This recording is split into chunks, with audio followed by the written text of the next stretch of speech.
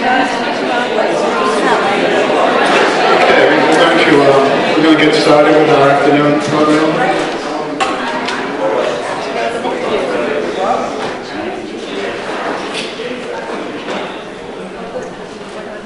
Well, welcome to the afternoon session of our conference. This afternoon's keynote speaker comes to us from the University of Colorado at Boulder. Janet Swan-Hill is Associate Director for Technical Services at the University of Colorado at Boulder. She began her professional career at the Library of Congress. We had a delightful talk reminiscing of our time together at the library, quite a lot of fun. Rising to become head of the map cataloging unit. She later served as head of the catalog department at Northwestern University Library in Evanston. As Associate Director for Technical Services, Hill is responsible for overall management and oversight of the three departments: acquisitions, cataloging, metadata services, and preservation. Hill has been active in the American Library Association for more than 30 years, serving on both the executive board and council. She represents ALA on the Library of Congress Working Group on the future of bibliographic control. She's also been president of the Association of Library Collection and Technical Services, a member of the Committee on Cataloging, Description and Access, ex officio as the ALA representative to the Joint Steering Committee for the revision of AACR2, founder and member of the Task Force on Education, Training, and Recruitment for Cataloging, delegate to the first conference on professional education, and a member of the ALA President's Task Force on core values, and outsourcing. Hill's research interests include cataloging, education for cataloging, technical services and faculty status, and tenure for academic librarians. She has published numerous articles in Library Resources and Technical Services, Cataloging and Classification Quarterly, and Technicalities, among other journals, and has edited books on education for and about the profession of cataloging and classification. Please give a warm welcome to our afternoon keynote speaker, Janet Hill-Swan.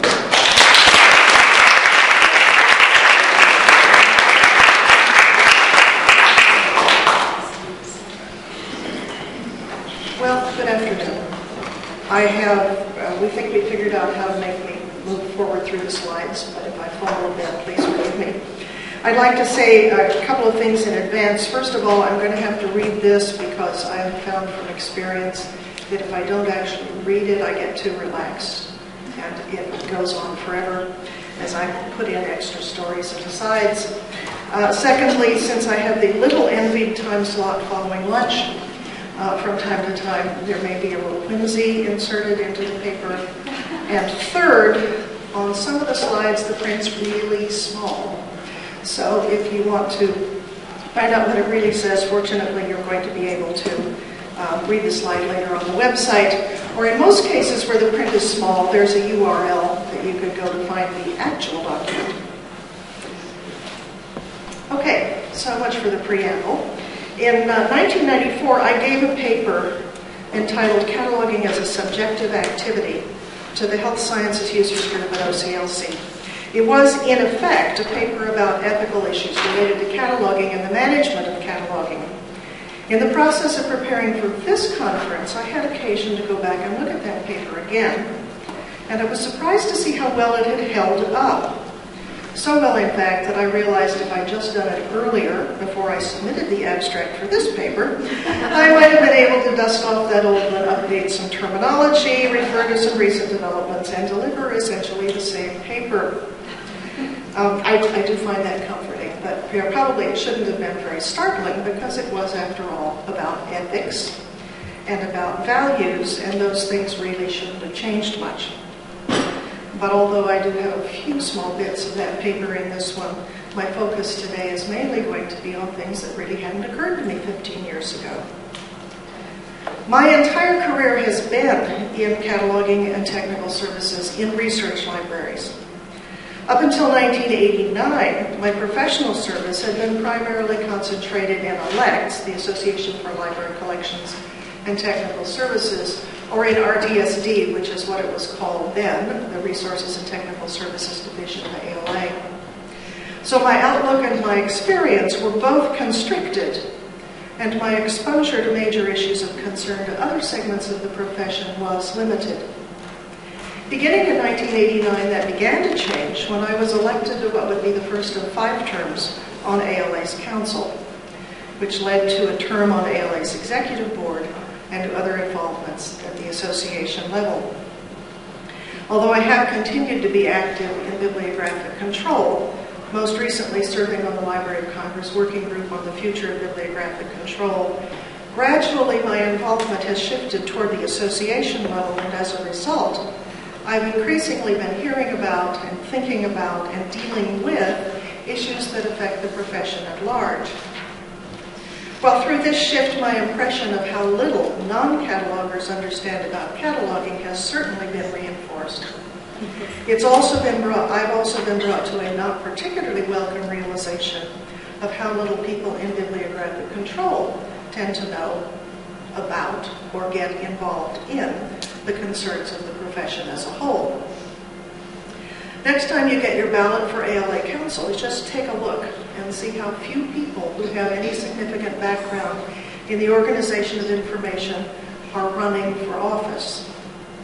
And then you might take a look at who's on council at any moment and see how few there are who have a background in information organization. It's a handful, maybe 2 handfuls at the very most in a lucky year. And that's out of more than 200 members. Well, you certainly wouldn't expect 50 cataloging counselors. But although we are a minority in the profession, we aren't all that much of a minority, not as much as the membership on council would suggest. This is my first attempt. Okay.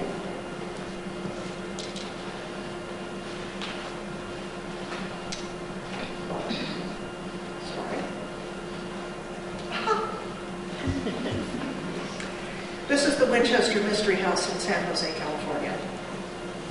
If you think of librarianship as a mansion, people who are involved with information organizations spend their time in just one small suite of rooms at the back of the building.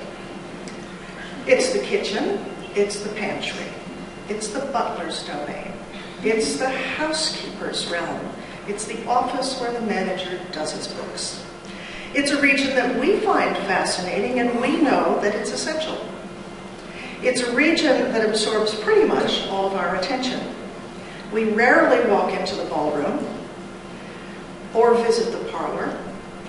We rarely climb the grand staircase, and we never pay a whole lot of attention to the grounds. Moreover, ours is a suite of rooms that the rest of the profession hardly thinks about at all, and has minimal interest of entering. Like the Winchester Mystery House, the connections between and among the rooms is sometimes strange and inexplicable. Some doors open into walls. Some closets have no floor. Some staircases are built to serve a need that's no longer relevant, and some rooms may be haunted.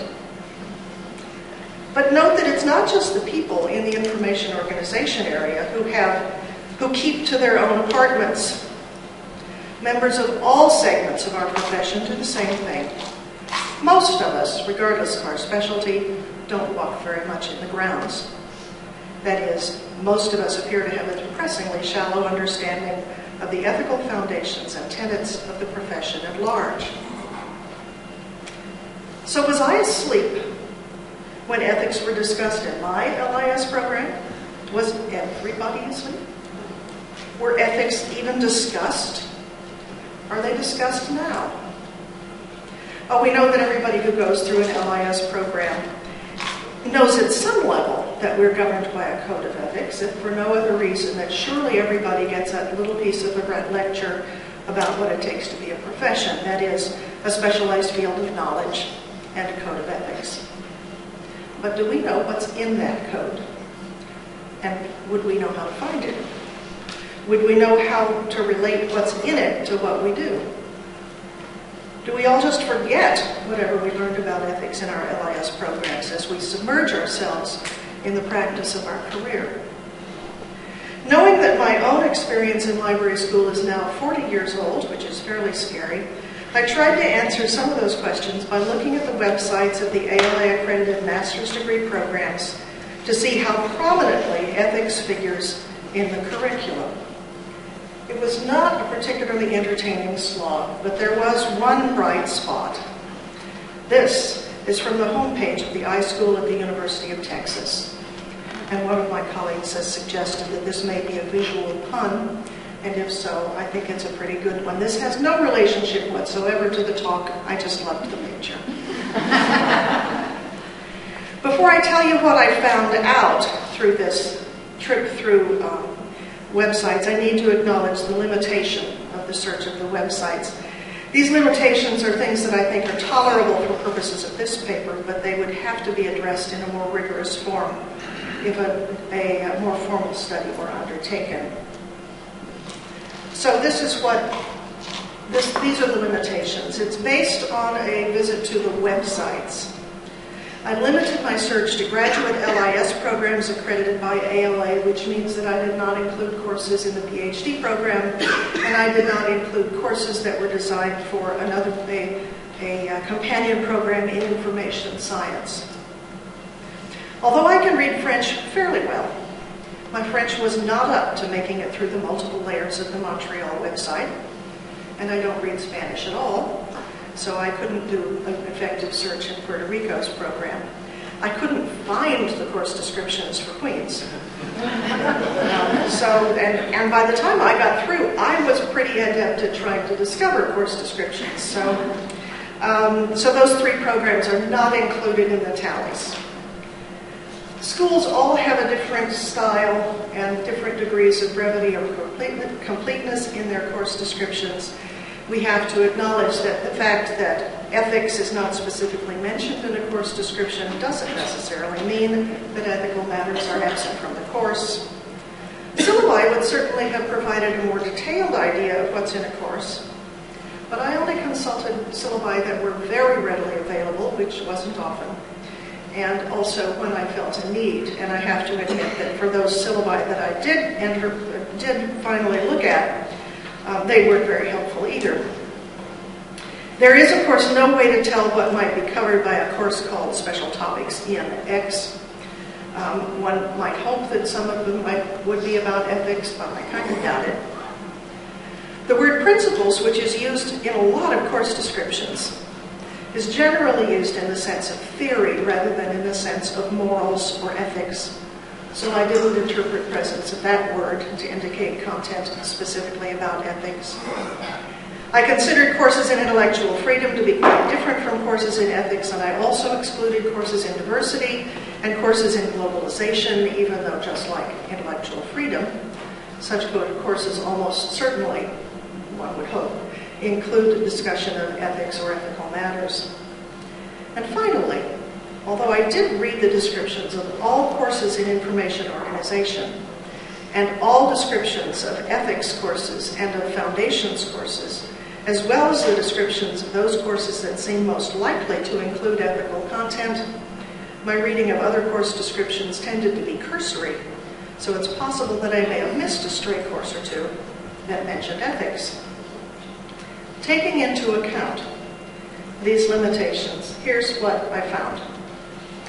Excluding Montreal, Puerto Rico, and Queens, there are 54 accredited programs whose course offerings I could examine at least to some degree. Among those 54 programs, 28, or 1/1/2 of them, have neither a separate course in ethics nor any course in which ethics is mentioned in the description. And of course that means that 26, or 1/1/2, do. Of that 26, 16 programs, which comes out to about 30% of the whole 54, have separate courses that were identified specifically as ethics courses, and many of those were required. Another 6 have either a foundations course or a course in information and society, where the course description does explicitly mention ethics, and 4 additional programs offer some other course that at least mentions ethics in its brief course description. I found only 5 instances of the term ethics being explicitly used in a description of any course other than a separate ethics or foundations course. 3 of those instances were from a single program, Simmons, which offers not only a regular ethics course, but also mentions ethics in the description of courses in reference, oral history, and intellectual freedom. A fourth instance was from Toronto, which used the word in its description of a course on public libraries. I found only one instance from the Pittsburgh course catalog where ethics was used in the description of a course on the organization of information, and that's in the second sentence.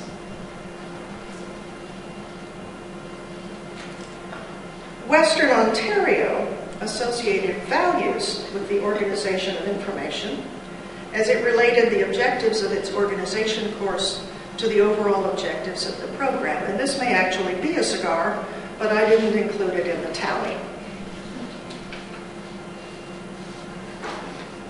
But Pittsburgh and Western Ontario were the exceptions. This course description from North Texas is fairly typical of a course for information organization in that it makes no explicit mention of ethics. Representative descriptions of foundations and information and society courses that mention ethics include these three from Pratt, Washington, and Illinois. I included the three of them because they show three slightly different approaches. Pratt emphasizes the information professions. Washington deals with ethics through the lens of the life cycle of knowledge. And Illinois discusses the community of users and particular situations and how the tenets of the profession apply to them. Some course descriptions for specific ethics courses include these three from Pittsburgh, Simmons, and Valdosta. Again, each course takes a slightly different approach to the issue of ethics, although all three of them relate ethics to decision making. Valdosta's actually mentions learning about codes of ethics, which is something I'll talk about a little later. Simmons's description is interestingly relativistic, I think, as the part that I bold-faced sounds to me as if it were written to avoid anticipated attacks from known ideologues. And remember that Simmons was the program that had three other courses that mentioned ethics in the description. Simmons's approach is so different from the other programs that I can't help but wonder what the catalyst for it was, or possibly whether this actually reflects a very different tenor in the overall approach of the program. And then there's this course from Michigan, which I included because of its interesting name and because of its unusual focus in relating ethics specifically to the challenges of the electronic information environment. A reading of all of these descriptions left me with the strong impression that the greatest amount of time in most ethics and foundations courses is going to be devoted to addressing issues such as intellectual freedom, diversity, and privacy. Where there's an indication of the application of ethics to management, one has to assume that technical services management would be subsumed under that, but there's no way to tell from the course descriptions whether management questions that are peculiar to technical services or to information organization are indeed covered. Now, I don't mean to belittle the importance of intellectual freedom and diversity and privacy, but these are not the only areas in librarianship where ethics are relevant. Assuming that the course catalog is at least moderately a fair reflection of the curriculum and the tenor of the programs that are represented, one might be forgiven for thinking that most information professionals attending accredited LIS programs emerge from those programs with a fairly thin background in ethical issues, that is, ethical issues related to LIS as a whole, and that most of those who embark on a career in the organization of information are only marginally aware of whatever they learned about how whatever they learned about ethics relates to anything in the organization of information. The fact that there was one course in cataloging that mentioned ethics may actually be an improvement of sorts. In the early 1990s, Shelley Rogers did a study which she published in JELIS, the Journal of Education for Library and Information Science, in which she reported that although ethics was claimed to be incorporated into the fabric of many courses in the library school curricula, not a single accredited program reported that ethics was touched on in a cataloging course. And here in 2009, we have one. We have one, and we have a near miss. Remember now that professions are defined as having a distinct body of knowledge and being governed by a code of ethics. If this be the case, then given the relatively scant coverage in graduate programs, one has to ask, how is it that information professionals actually learn about the ethics that govern their field? I would have to guess that it's by example, it's by association, it's by extrapolation, it's by looking around as a consequence of curiosity or need. Casting my mind back over nearly 40 years of going to professional conferences, I can't recall that ethics topics per se were presented as programs in conferences, so we probably can't guess that ordinary continuing education avenues are how people learn about the ethics of the field. Here's one of those slides with tiny print. One can hope that in this country, at least, people who have ethical concerns or questions would think to check with the American Library Association, which has promulgated a considerable array of statements relating to standards of ethics and of values. ALA's Code of Professional Ethics for Librarians was first published in 1938. It was the first such code developed by any library association, according to a paper I managed to read, by Kohler, and I'm afraid I don't have the citation here. As you read the code, please note that ALA's approach to codes of ethics is what is termed aspirational.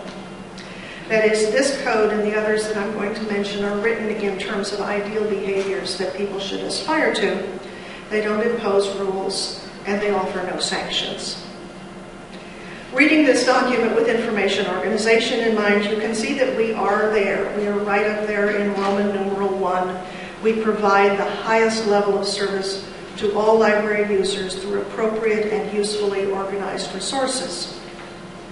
To a less obvious extent, people involved in information organization are covered by other items, such as 5, 7, and 8, just as everybody else in the profession is covered by those items.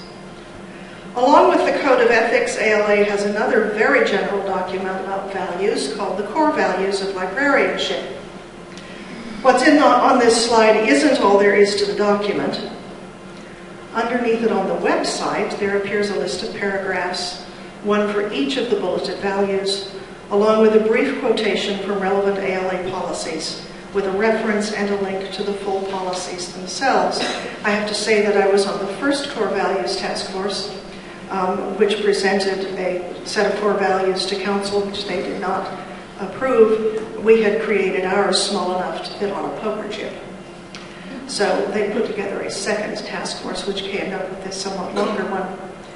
Information organization is definitely there under access. As is the case for the Code of Professional Ethics, we and our specific activities are also present, but to a less obvious extent, in the other values that are listed. The third basic ethical...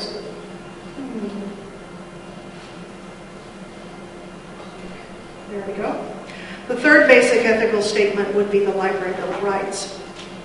This short document is followed by a link to 21 separate interpretations covering such things as exhibit spaces, meeting rooms, access for children, expurgation, labels and rating systems, and free expression. The Library Bill of Rights has a less direct bearing on information organization than the previous two documents do. But of course, as members of the LIS profession at large, all aspects of all of these policy statements are ours, whether or not we in particular have direct responsibility for the activities involved. ALA's policies aren't static. New or revised interpretations to the Library Bill of Rights appear frequently. I believe we approved 11 in the last year, as a matter of fact.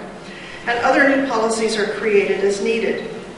2 years ago, ALA adopted the Principles for the Networked World.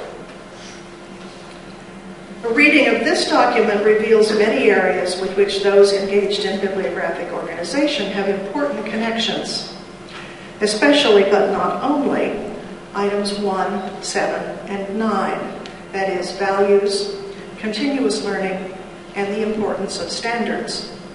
This document is very long, so I've included only parts of sections 1 and 9 here on this slide, and I commend the entire document to your attention because this will become increasingly important with every passing, possibly, week.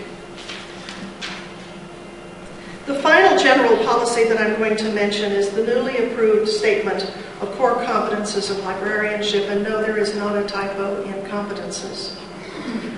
Michael Dorman was insistent that the correct term is competences, not competencies. And Michael is, as am I, a charter member of the voluntary, unofficial, self-identified ALA Council Grammar Caucus. And since he supports me in my championship of the hortatory subjunctive, I in return try to remember to say competences.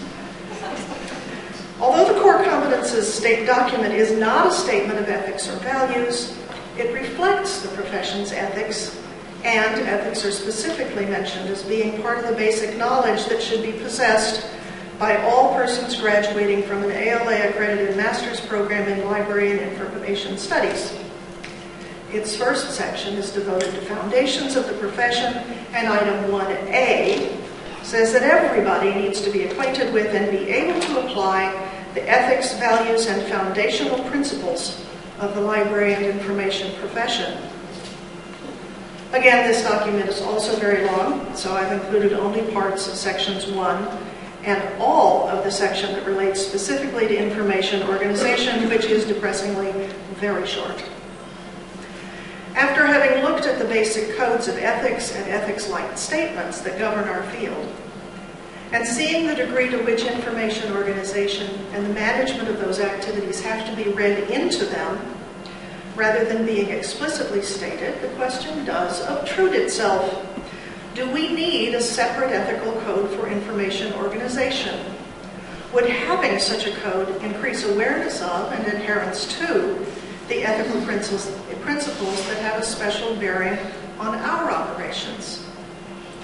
Wallace Kaler has examined codes of ethics of library organizations extensively and has found that even though relatively few library organizations have any kind of official codes of ethics, the organizations that are most likely to have them are large, general, national organizations composed of individual members, like ALA.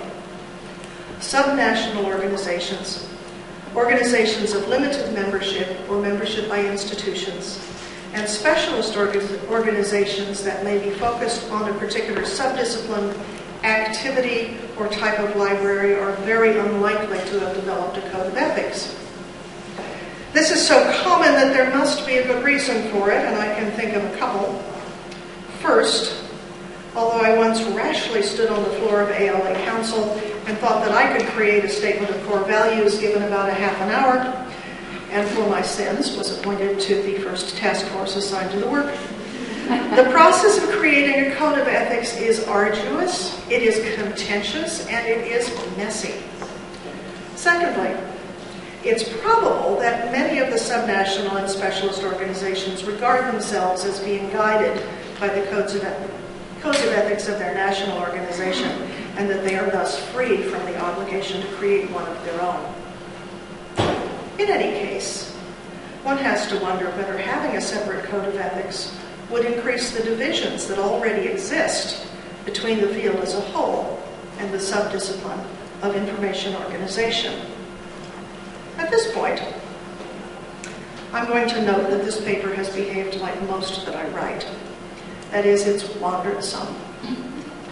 It's as if I start off for the Emerald City thinking that the yellow brick road is straight, only to encounter thoughts and byways that were completely unanticipated. But now I've managed to make it past most of the lions and tigers and bears, and maybe a flying monkey. And so I'm going to take yet another turn and talk about the things that caused me to write that paper back 15 years ago. I have been a reader of AutoCAT, which is an electronic mail discussion list with a focus on cataloging and authority control, essentially since its inception, which has been a long time. In my view, one of the most important impacts of AutoCAT has been the degree to which questions of philosophy and principle are raised and discussed among the community of catalogers, some of whom may be the only cataloger at their institution, and so they need a community somehow artificially created. It was a discussion on AutoCAT that made me seriously consider the overall topic of ethics in information organization back in the 1990s. A student in an LIS program wrote a message to AutoCAT saying that she had been assigned to make a presentation on ethical issues in librarianship. And although she had no difficulty whatever identifying ethical issues for reference and for collection development, the only thing she could think of in relation to cataloging that had any ethical component was the matter of formulating non-biased subject headings. I was stunned. I responded immediately with a long list of ethical issues, and the discussion took off. We talked about subject headings, level of description, relations with your network, service to your constituencies, the future of librarianship, library education, and hiring entry-level professionals, just to name a few. We even got into a discussion of whether particular matters were actually ethical issues, or whether they just involved principles, or opinions, or reflected values, or only represented the responsible application of rules. Trust catalogers to care about definitions. But as with so many other things that catalogers do that other people may find odd, it was useful because it helped us to make sense of the topic we were discussing. Eventually, I began to discern that the issues we had identified fell into three different categories. These were ethical issues involving commission. This might include applying misleading or biased subject headings to materials, or classifying them in such a way that fails to acknowledge their validity, or that may, in fact, result in their being hidden away. Ethical issues involving omission. This would include failing to deal adequately with materials, including failure to bring out controversial aspects of materials. And I'd also include deciding not to bring organization to certain kinds of materials or certain groups of materials, possibly even in order to decrease their use or their visibility. And then there are situational ethical issues. These are nebulous areas. Right and wrong are very difficult to ascertain. They vary from situation to situation, from institution to institution, and from time to time. These are areas where we often fail to acknowledge any ethical component at all, and many of them are management decisions. In fact, this may be, in my opinion, the greatest current ethical failing in the field, that of not even recognizing that ethics have a place in most of our decisions, and making decisions instead, thinking that they involve only a matter of money and time. The thought that judgment, principles, values, ethics, and philosophy have any place in information organization would come as a surprise to a lot of people. The general perception of cataloging is that it is a cut-and-dried activity that involves the application of boring and occasionally complex but largely comprehensive and unambiguous rules and standards to circumstances presented by materials that are themselves unambiguous and that present no circumstances not adequately covered by the rules. I could pause here to ask for laughter. But although we may snicker at this description, some of us may guffaw, some of us are more genteel and would only snicker, this description, which is clearly untrue, much of cataloging and information organization actually is objective. Many decisions involve mainly knowledge and observation and contain almost no opportunity for judgment or opinion.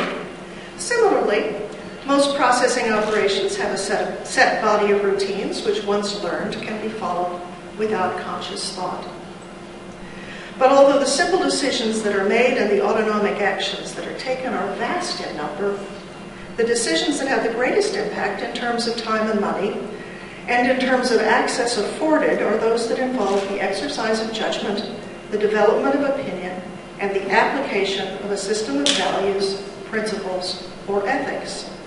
Such decisions are those that go into the development of systems of information organization and into management. A statement that all management decisions are value-laden may be an oversimplification, but it's true enough to embroider on a sampler if you were so inclined.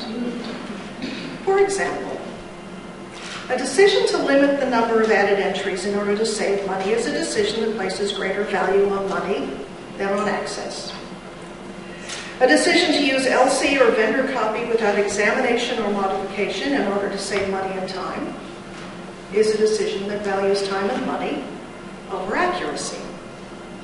It admits the possibility that a small number of items may become lost in the catalog forever, and it values the accessibility of the many over the loss of the few.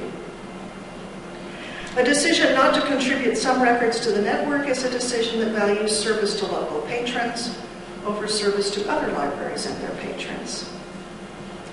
These and other decisions that need to be made are made by assessing the impact of the decisions, weighing relative costs and benefits of the result, taking into account the myriad matters, many of which may be peculiar to your own institution, and some of which you may not be used to thinking of either as cataloging related or even as your responsibility. For example, if you decide to participate in NACO, then you have accepted obligations to an external community that will have an impact on your local priorities. If you decide not to catalog a particular body of materials, then you may have wasted the money that was spent to acquire them. Well, all right, these matters undoubtedly involve values, but do the things that you consider in making these decisions actually rise to the level of ethics? I actually think they do. Recently, I had the honor of serving on the Library of Congress Working Group on the Future of Bibliographic Control, and early last year, the group issued a lengthy report called On the Record. The report contained dozens of recommendations. Karen would know how many. 60 or 70, something like that. It was 140. 140. That's because she got to count them. They were organized into 5 areas. Many of the recommendations had to do with technology, and many of them addressed people other than us. That is, they were addressed to associations and institutions, networks, and for-profit entities such as publishers. Many, however, were addressed to us, and many of those had an ethical component. Recommendations with the greatest connection to ethics are concentrated in areas 1 and 2, increase the efficiency of bibliographic record production and maintenance, and enhance access to rare, unique, and other special hidden materials. On these next slides, I've produced excerpts from the report, but I've selected items that relate most directly to cataloging. Many of the recommendations in the report are directed to other aspects of the organization of information. On this slide are 2 statements from the supporting text. Note in the second paragraph the comment about the impact that LC's decisions have on other libraries' decisions about staffing.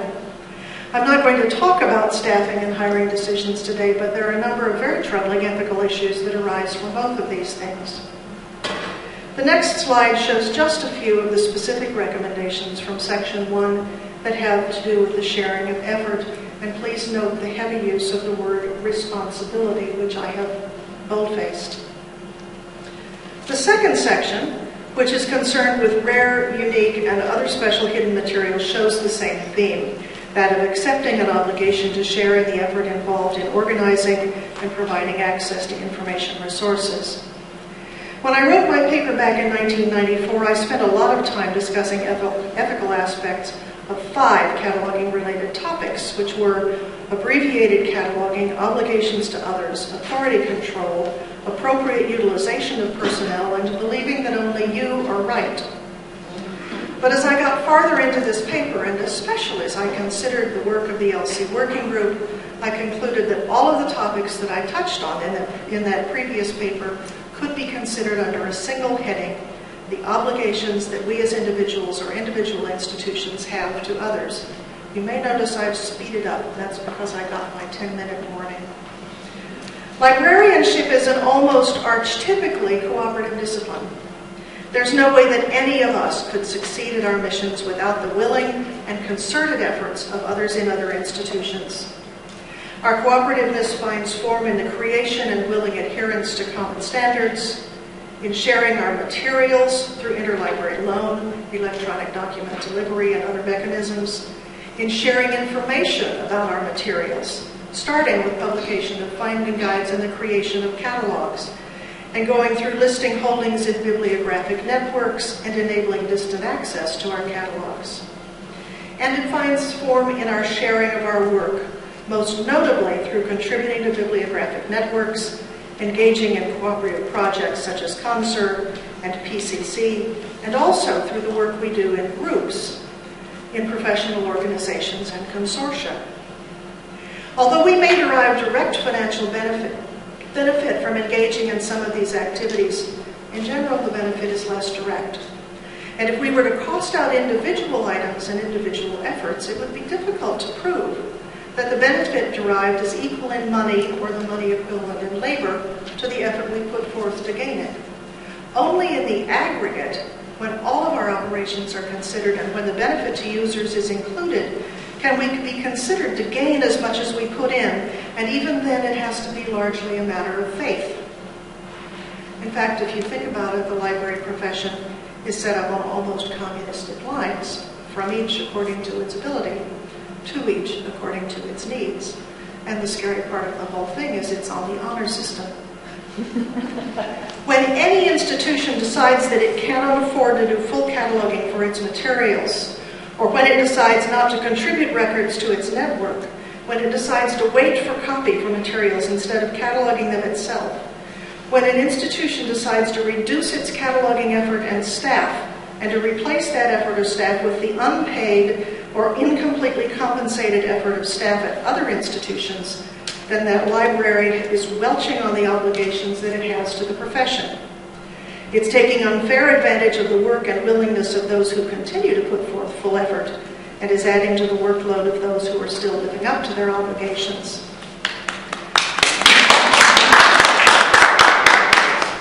Wow, applause. There may be significant fiscal constraints that will cause any institution to look at its operations and see what it can cut out. But an institution that does not include in its decision-making process an explicit acknowledgement of the work that it may be leaving others to do is behaving both ignorantly and unethically. When a large institution behaves in this way, it is particularly reprehensible. We all have to rely on each other. If too many institutions begin cutting back on their contributions to the cooperative fabric, then the institutions that are continuing to honor the implicit bargain we have with each other have an even harder time filling in the gaps and a harder time justifying their selflessness, and the fabric itself is threatened. Every year somebody asks on AutoCAT a question that has to do with an administrator questioning the worth of our cooperative arrangements and the worth of cataloging, and last year was no exception. Actually, it's more than once a year that this happens. But last year the question came up just as I was working on a paper on the implications of implementing the recommendations of the LC working group. And I suddenly realized that cooperative cataloging, that is, the sharing of the effort of cataloging, is like a chain letter. But it's like a chain letter that works. It works best if everyone complies with the conditions of the chain, but it also works relatively well if participation is less than 100%. This analogy was published as a part of a paper that appeared as a guest editorial recently in Alerts.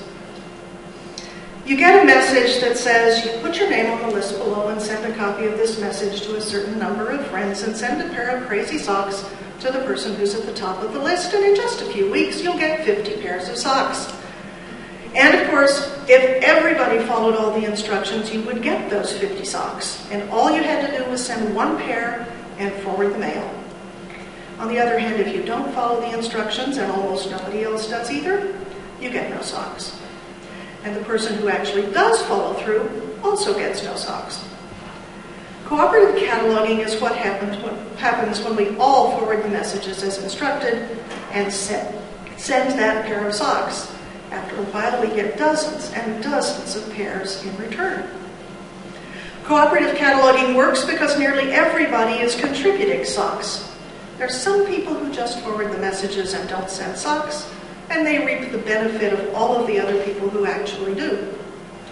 If there aren't many non-contributors, the system works well enough to keep the contributors happy and contributing. But if a significant segment of the population stops contributing, the flow of socks dwindles, and those who are still contributing begin seeing less return on their effort, and they begin to question whether the cost of their effort outweighs the value of their return. If administrators dwell on the cost of cataloging a single record as the only significant factor in what you do and what the collective community does, think of the chain letter. We aren't threatening anybody with bad luck if you don't keep the chain going, but the consequences to us all, if enough people drop out of the chain, are unsustainable. While keeping the chain going requires a minimal investment and brings whopping returns. So who says that virtue is only its own reward? This is an example of virtuous or ethical behavior giving rewards that go far beyond the warm feeling that comes from knowing that you behaved well. Behaving virtuously in this case brings tremendous cost savings. Oh good, I got the 2-minute warning and I'm down to a page and a half. It brings better service, wider dispersal of expertise, and less vulnerability to unexpected change. At this point, I'd like to offer up 3 truisms about ethics before I return briefly to some matters that were raised in the first part of this paper. The truisms are these. Ethics are everywhere. At this point, I mentioned that Karen Coyle reminded me earlier today that the matter of how RDA is being created does raise some of its own ethical issues. There's an example of everywhere. All management decisions are value-laden. Ethical conduct brings rewards far beyond the abstract. Given that ethics are everywhere and that at least half of the new generation of librarians will escape from their LIS programs with the scantest possible exposure to discussions of ethics applied to the workplace, what can we do? It's a puzzle, but here are some suggestions. Make sure that ethics are broached specifically across the LIS curriculum and that it has a place of prominence in the course descriptions, reflecting its importance in the course, and that it is more than lip service. Make sure that all people going through LIS programs are introduced to the codes of ethics that exist and how to find them. Be more obvious in our collective discussions about the application of ethics to decision-making.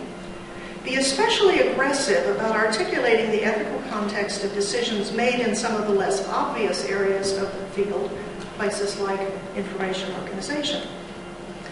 Look again at the existing codes to see if some modifications might make these connections more clear. Consider an interpretation of the codes for information organization. Offer colloquia and programs at conferences, but serve food so people will come. Encourage people in information organization to involve themselves more in the field at large in order to gain a better understanding of the ethics that envelop us all. And if you can think of any other avenues to pursue, please begin. The field and those we serve will thank you, or at least they should. Thank you.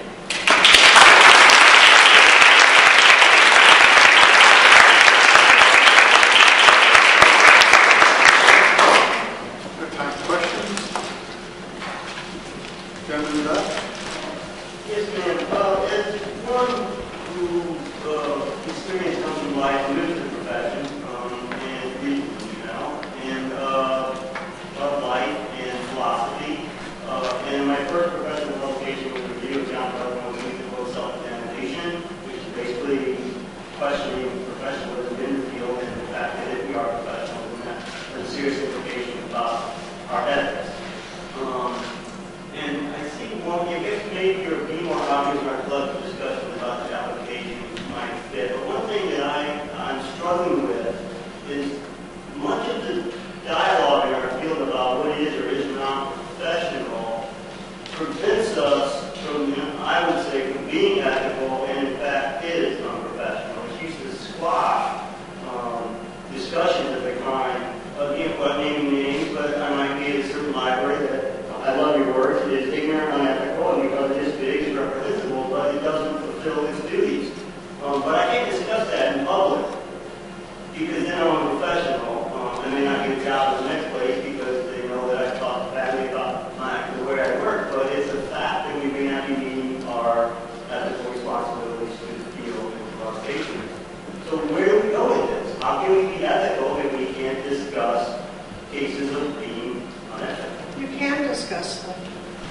it takes is that people need to be able to stand up in front of other people or to write things down and begin to have a fair discussion of stuff and not be afraid of it.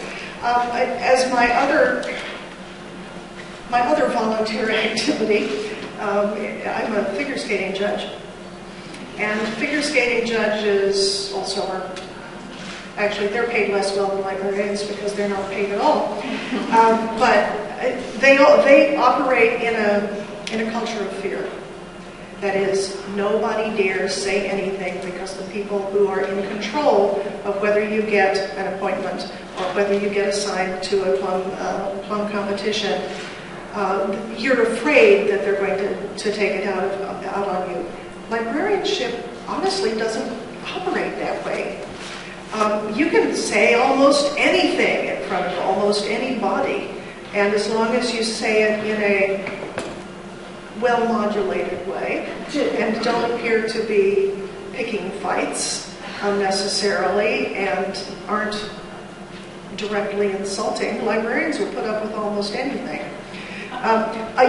Early on, when you were introducing that, it reminded me of something that bothers me a great deal, and that is the appropriate utilization of personnel, which is, in my mind, a part of or connected very deeply to our difficulty in recognizing the value of what we get in our LIS programs. That we are such a compulsively egalitarian group of people that we refuse to say, my graduate degree means something. That what we get out of our LIS programs is more than knowing how to create this widget or code that field. That what we get out of it is the context of what we should get out of it, is the context of the entire field and the ethics and the values and the precepts that control us all, and we should deeply value that and say, original cataloging, for example, requires the exercise of all of these things, and it's worth the money we put into getting the degree. But many people, first of all, are too embarrassed to say, yes, what I have is of value, what I earned is of value, and many of us look at these wonderful paraprofessional staff that are laboring in our departments who know more than every beginning librarian who ever shows up, and say, how can I possibly discriminate against this person? Well, it's not discriminating. If they cared enough, they could have gotten a library degree too, and especially now that you can get them online. I wandered away from your question. I generally didn't agree with you on most things. I'm not sure those of us looking for our first loan visiting position is one that's grant funded. So looking technically for my first sort of real professional position, or those on the tenure track right now, we just agree that we can say pretty much whatever we want. At least the ones I like, which are scores of them online, and they're continuing to hardly disagree with that. People agree to say what we want. Well, you can certainly do it in a tenure string position. We fiercely defend your right to say what you want. Of course, we also fiercely defend our right to disagree with you, but that's okay. I want you.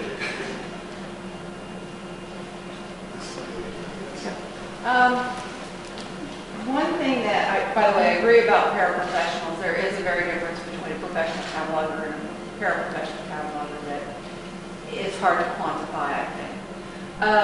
But one thing that, during your talk, it really occurred to me is that part of our not talking about ethics almost seems to be embedded in our cooperative cataloging. I don't know if any aspect of librarianship is quite as cooperative as cataloging, but what I was thinking of is in my own organization, especially for some of the older paraprofessionals, it's like OCLC is God, LC is whatever they say goes. And the idea of actually questioning that is often squashed. That I wonder if sometimes when it comes to actually the ethical issues of cataloging, we don't pass the buck to those larger institutions that are doing these original records and saying basically it's like, well, if it was ethical, so-and-so wouldn't do it. Don't we have an obligation to question our copy? The simple answer is yes. I think we do have an obligation to question behaviors that we see as being either undesirable for the profession as a whole, undesirable for us, or just downright unethical. But are we basically passing the buck in terms of ethics? I think most of us probably are. I think it's difficult very difficult to stand up in front of people. Very difficult to write what you say and publish it, what you think and publish it. Extremely difficult. Most people, many people have great difficulty in saying what I believe matters. Even if what I say is not going to be universally greeted with approval, I still need to say it. And maybe that's one of the things we should be teaching in master's programs, although frankly, that's something that people need to learn far earlier than their master's degree programs. I always said that I went to a women's college, and that one of the things the professor never told me was to shut up. That it's one of those things that I think you learn that your opinion is valuable and that you have an obligation to speak up. Somewhere along the line, and many of us never learned that. Once again, I've wandered from the point. This gentleman here, and then over here. Yeah, I think sometimes I'm a little confused about what we're actually talking about. Maybe because I'm not a librarian. It seems on one hand that you're sort of talking about code of ethics or professional ethics, but then on the other hand, you're looking at information ethics or ethics and how it's represented in curriculum in LIS programs. And one of the professor's bullet point out here. And you talk very detailed about how you went to all programs and look for the word ethics in course promotion. But I think there's a lot of courses out there that are about ethics that don't necessarily say we're about ethics. If you're about privacy, if you're about identity, if you're about surveillance, if you're about digital divides, if you're about intellectual property, if you're about classification theory, all those courses have ethics at the very center of the courses without explicitly have to say that. So that's, there's sort of the great course these days. I certainly hope that's true. Yeah, so I think there is a lot of emphasis on ethics, on ethical issues, in this definitions of ethics in LIS programs and curriculum in most schools across North America and elsewhere. But then there is sort of the push to more explicitly make library students aware of a set of professional codes. And yes, that's true, and that could probably be pushed, and especially if there's sort of a push to a new standards in ALA, where it's much more prescriptive with what you teach is actually coming true. And I could see that happening. But I think it's important that we sort of separate and maybe broaden out the concept of information ethics a little bit, in the sense that there's a professional set of ethics, and then there is sort of at least one other set of ethics, which cover a whole range of issues, one of which we're now hoping that could be sort of ethics of information. No, I think you're absolutely right that there are, and this is one reason when I went through the limitations, I pointed out that these are significant limitations to my very brief study. On the other hand, the use of the term ethics itself in a course description says something. It says that the people who have either described the course or approved the course, or the people in charge of the curriculum, have said that it is important to bring out that in that word, the explicit fact that ethics is an important component of what that course will cover. Now, I assume that many people are teaching ethical behaviors, ethical connections, values, and so forth in many of the courses that don't contain that in the course description. I think it should contain it in the course description. If it's there, I think it should be explicitly stated in the course description, because words are very powerful. The absence of the word means something. The presence of the word means something. And people who are going through the programs may need, which is why I found Simmons so fascinating. That here was one program that not only offered a separate course in professional ethics, And I think that that one was required, although I don't remember, but that, and that it was so, don't blame me, sort of in its description, relativistic. And then also that it included three other courses, I think it was 3 other courses, that explicitly included ethics in the course description, where most other programs didn't include it, and I wondered what lay behind that. To just respond quickly.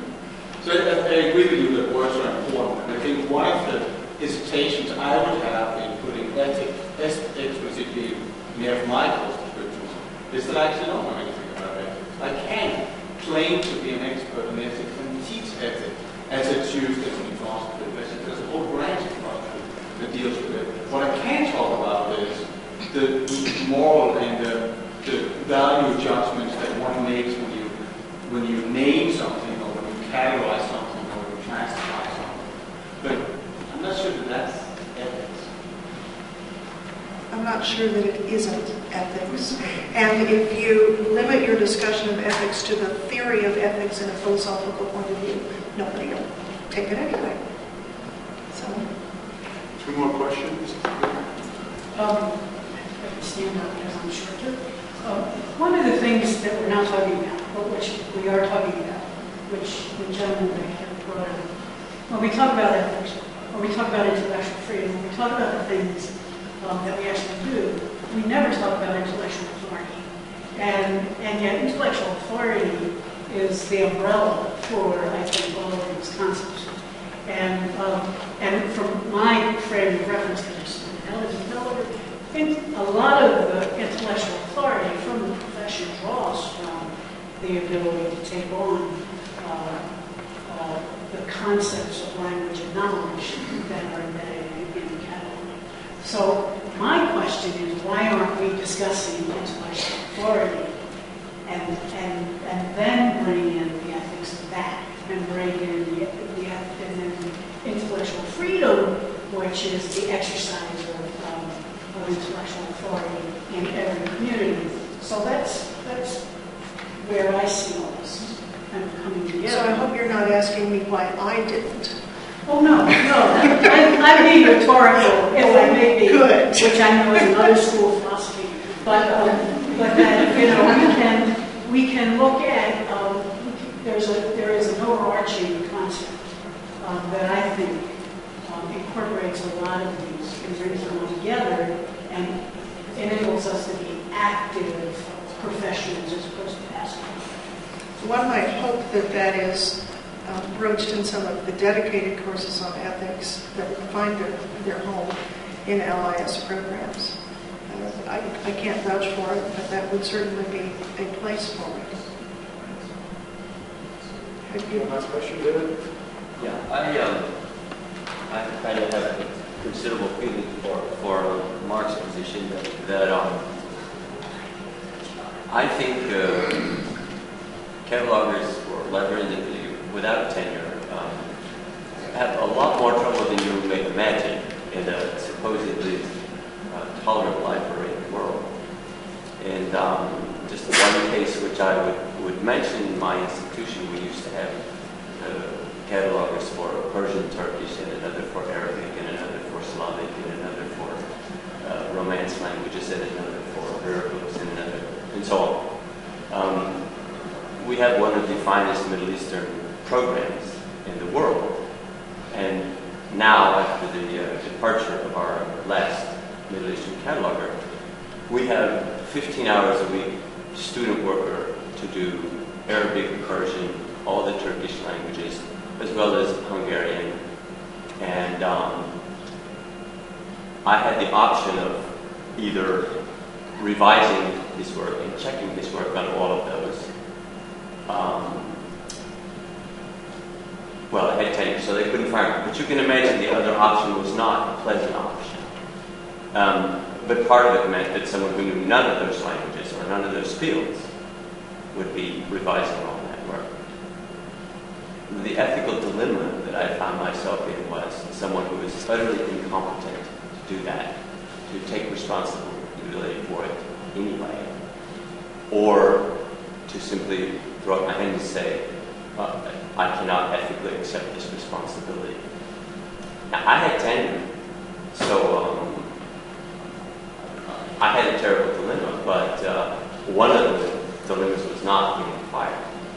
Had this happened a few years ago, I would have been working somewhere else by now. And I do not think that I sympathize with Mark, because I do not think that is a rare condition for untenured librarians. It will always be rare so long as people don't stand up and say what they want to say, or so long as people do not express themselves somehow. So long as it's only one person or only a handful who will do so, it will be rare. So long as people are willing to engage in a discourse and in public in greater numbers, it will become more common and less threatening. You do indeed have an ethical problem, which you've identified. It's a management problem. And management is just rife with ethical dilemmas. For 6 months, I was the foremost Icelandic expert at the Library of Congress. Fortunately, somebody else was hired. But during that 6 months, there I was unfortunately, I was doing maps. So I carried on with doing my Icelandic things and prayed that they would hire somebody who actually knew the subject. So I appreciate the difficulty of dealing with a language you know nothing whatsoever about. On the other hand, there are other ways to handle languages you don't know. Well, I know quite a bit about languages, but I am just saying that this to me, this is an intolerable situation where you have the finest program in the country and no support in the library. We keep collecting it, of course, because there are bibliographers. And it is certainly an ethical issue, and it's one that the LC working group dwelt on, saying that each institution has a certain obligation to provide the materials, to provide control for the materials that it is in the best position to provide control for. And it's not something that's happening across the country. People are punting. And it shouldn't happen, but it does, because you're a private institution. We're a public institution that gets 7% of our money from the state. So we're all in our own different financial hardships, and we make the best judgments we can, figuring out where's the greater harm, which is an ethical decision. One last question. Based on what you said, I know that Colorado passed a law that basically kind of really decimated your state funding. Yeah, TABOR is what it's called. TABOR, thank you, yeah. Taxpayers' Bill of Rights. They tried to do that here. And just very, very 20 seconds, how did that affect the library system? Well, the state... The ethical dilemmas that we went from, I think we were getting something like 28% of our budget from the state when I first arrived at CU in 1989, and we're now down to 7%. It affects it as you might expect. We are, I believe, next to bottom in the ARL in terms of faculty to student ratio in the libraries. We are somewhere above the middle in the ARL in terms of materials budget for the student ratio, which means that the few faculty and staff that we have on board are working very hard. We continue to make decisions, once again, trying to figure out where's the greater harm and where's the least harm for what we're doing, and we just try to make each decision responsibly. That's about the best we can do. Okay, thank you.